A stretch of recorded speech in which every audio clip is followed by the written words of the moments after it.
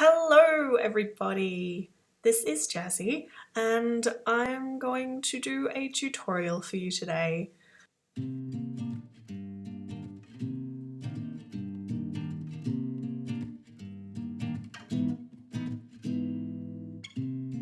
Okay, so before we get started I just wanted to lay down some ground rules that I really want anyone watching this tutorial or any of my future tutorials to take a little bit of notice of, because I promise you we'll have a lot more fun.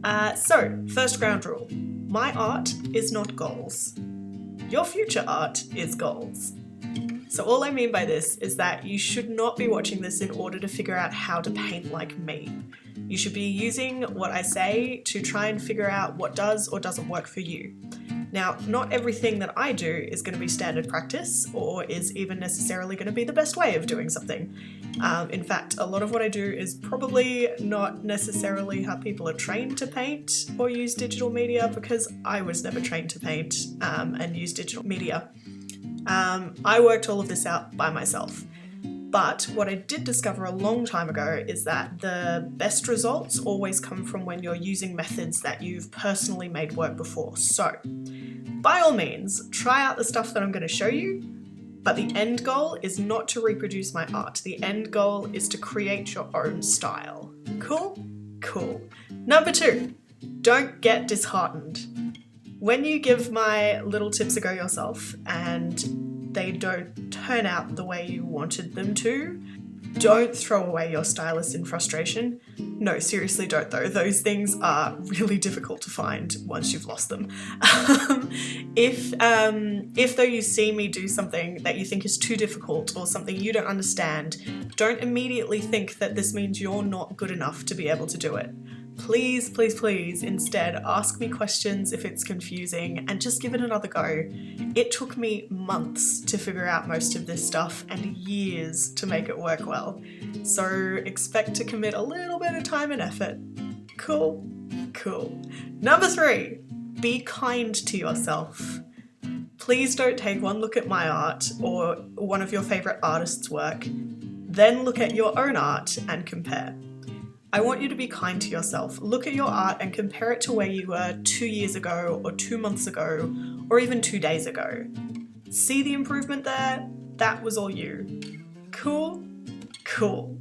Number 4, have fun. I do not condone art as a regret. If you look back at the 4 hours you spent on a portrait or a piece of landscape art and regret spending so much time on it, then you've lost the reason you're painting and you need to go and find that again before you continue. Art can be expression, it can be an extension of you, it can be an escape or a gift, but it should never be a regret, so just have fun. Cool? Cool! So, with that all said and out of the way, I'm going to start this first tutorial on colour. Whee! So, I guess I should start out by saying that I use Photoshop. I've always used Photoshop and I probably always will use Photoshop. So anything that I do in these tutorials is just going to be revolved around using that system. So I won't be using Sci or any of the other programs you can get out there, but a lot of the things that I show you should translate across programs. So if you've got any questions, like I said, just ask me and I'll see if I can translate it into the different systems for you. Cool? Alright, so colour. The main thing I think I would suggest to someone struggling with colour or blending or anything like that would be to make bold choices. The thing that I've noticed most when I look at other artists starting out, and this includes myself as well, is that they have this innate fear of using bold and vibrant like colours and gradients. And while this does make mistakes less noticeable, the only problem is that the finished products tend to end up looking a little bit bland and underdeveloped and sometimes two-dimensional. And it did take me a long time to get past this point, but the main thing that I realised that helped me get through this was that in art, there's no such thing as a mistake that cannot be fixed. It's like Bob Ross says, we don't make mistakes, we make happy accidents. So the thing I've decided to focus this video on is losing that fear of making mistakes when you're colouring. And the way we're going to do that is by doing a couple of exercises together. Yay! Okay, so it might seem a little bit counterintuitive, but the first exercise that I'm going to do with you guys is actually going to be in black and white. So as you can see, I have done up a little sketch of Mark's face, and it's based on one of Brisley's fantastic photos. Thank you, Brisley. So what I would suggest you do is do up just a quick sketch of something. It doesn't have to be a face, it could be a sphere, it could be a tree, doesn't really matter. The thing that matters here is how we're going to colour it. So I have my sketch, and down the left hand side you'll see I have 6 little circles, and what we're going to do with these is fill them up with different shades of grey. So if you go into your colour palette, just head down the left hand side of the colour palette, and at sort of evenly spaced intervals, just grab a different shade of grey. Now, what I noticed when I originally made the swap from traditional media to digital media, so I used to use graphites and do my sketching that way, was that in digital media terms, I was only really using like a 2B and a 4B pencil and nothing else. So what this exercise is going to get you to do is use the whole spectrum all the way up to your 8B. And if you don't know what I'm talking about there, it's just the different softness of graphite. So an 8B is very, very soft and tends to produce quite a darker line than when you go down to, say, a 2B. So once I've got all of those filled in, what you're going to notice I do is I'm going to start by selecting maybe the second or third grey, not the top grey, and just doing, I guess, even blocks of colour around Mark's face. So I'm going to start with the very sort of mid-tony greys, and then I'll move on to the darker ones, and by the time I've filled up most of his face, we should have a bit of a patchy looking mess, but that's okay, because we're going to fix that mess. And the way we're going to fix that mess is by blending. Now, I'm not sure if this is going to be the same in other programs, but in Photoshop, if you head into your brush tool and just click on the brush tool, it'll bring up a whole bunch of different options for that. And if you go down to the bottom of the brush tool, it comes up with an option called Mixer Brush. So we're going to select the Mixer Brush, and I'm going to select my favourite sort of textured brush to mix things. And then I'm just going to go over the whole of Mark's face pretty much.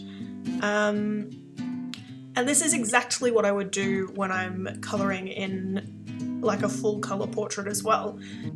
And you want to blend the greys together just in sort of little patches, not as big bold lines across his face, because that ain't gonna go down too well. So once you've done that, you should now notice that instead of a big patchy mess, we have a big smooth gradient-y mess. And the reason why I tend to do this in all of my portraits is so that I've got some sort of base on which to work all the details out, which is what I will now do, if you notice. So using nothing more than what we already have, I'm just going to go over and paying a lot of attention to the reference picture. I'll pick on all the details around Mark's face and try and highlight some bits and shade in others so that it looks a little bit more detailed than the puddle that we did originally have. And that, my friends, is where we are going to leave the black and white exercise for now, because I'm going to go back and get rid of my black and white shading, and we're going to try it again, but this time in colour, like the title of the video said I would. So because this is another exercise, we're probably not going to be using realistic colour today, but hopefully the finished product shouldn't look too awful. So colour in the digital world is a heck of a lot easier to handle than in the traditional world, mainly because you do have the option, if you're feeling a little bit lazy, of using your eyedropper tool to just select the colour from the reference photo that you're using. And this is what we're going to do today, but I will show you in future videos how to figure out the colours yourself and how to blend your own colours and skin palettes and things like that. So I'm just going to select 6 colours that sort of span all of the different shades in the portrait, and you'll notice they actually end up being a little bit too pink. I wasn't paying too much attention, oops. So yeah, the finished product does end up looking very, very pink, but that's okay because like I said, it's an exercise. So what I'm going to do is exactly the same as what I did in the black and white portrait, but this time I'm going to use sort of colours 2 to 4-ish, and then add in details in the darker tones and then in the lighter tones. So it's essentially the same principle as when you're doing a black and white portrait, it's just the different shades that you're using. And once I've got all the shades in there looking like a little bit of a patchwork mess, again, I'll go and grab my mixer brush and just mix everything together. As you might be able to tell, but you might not, what I actually do in this stage as well is if there's anything that I notice is visually off about the portrait, I'll try and blend it so that it looks a little bit more right as well.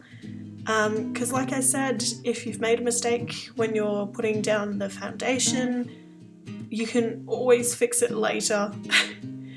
I know when I was just starting out, I used to say to people who asked me which was easier, digital or traditional art, that digital was definitely easier, but if only for the fact that you can use Ctrl-Z in the eraser tool whenever you like, and also the paper won't break when you add your 42nd layer of white onto it. So I'm going to do exactly the same thing after I blend it all together and put in the details again.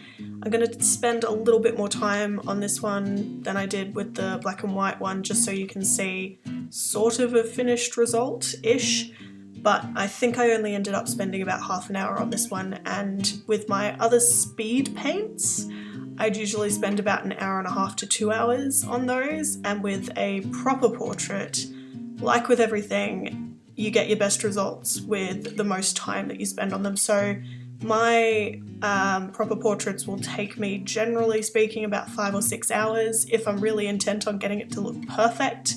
I have been known to spend up to 22 hours on a portrait, and I know that there are a lot of other artists who spend that much time on pretty much all of their work. So like I said before, if you put in a bit of time and effort, you'll get results.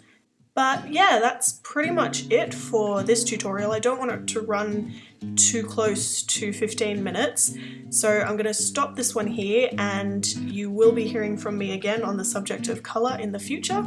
But for now, these are my tips for using colour. First of all, be brave when making your colour and gradient choices. It will pay off in the long run, even though it might look like you're making mistakes at first. Secondly, lay down a foundation of the general colours in certain areas that you can then fix and blend to your heart's content afterwards. Don't worry too much about making this layer or these layers too perfect, because there's absolutely no point. And last of all, remember that nothing is unfixable, and that most of the mistakes that you think you're making probably aren't actually mistakes at all. But for now, have a go at these 2 exercises. Let me know how you go with them as well, because I would love to hear from you guys. And if you have any questions, just shoot them to me in the comments down below. Alright, my next tutorial will probably be out, I might do them every second week or so. So if you do have any ideas for topics that you'd like me to cover as well, let me know, and hopefully I'll get around to them at some point. Okay, thanks for watching, guys. I hope this has helped in some way, and I will speak at you again soon.